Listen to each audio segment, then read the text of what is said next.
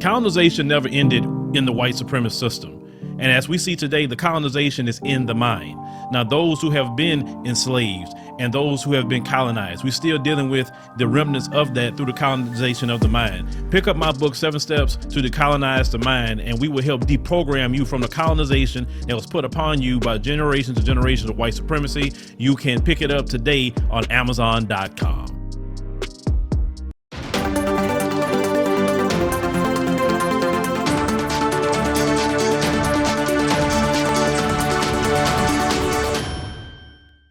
So I want to take you on a trip with me to Istanbul, Turkey. I went to Zorlu Center, and Zorlu Center was, man, it was real cool. It was very clean.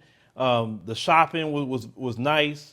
You didn't have no riffraff or nothing like that. But I want to take you on a walking tour of the Zorlu Center in Istanbul, Turkey. If you're there, make sure, ladies, especially you, make sure you go visit it. Let's take this walking tour.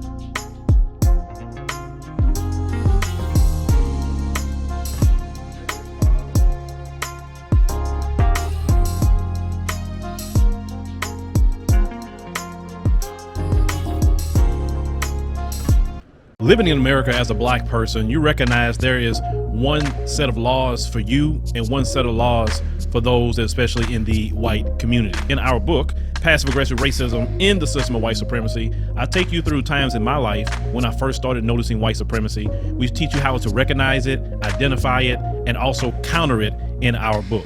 This book is a beginner's course for those that are just starting to wake up and open their eyes to see the system of white supremacy. As a black American person, you must understand this system because this system is life or death to you. How you handle it, how you deal with it, it can affect your mental health if you don't understand this system. Pick up our book, Passive Aggressive Racism and the System of White Supremacy, today on Amazon.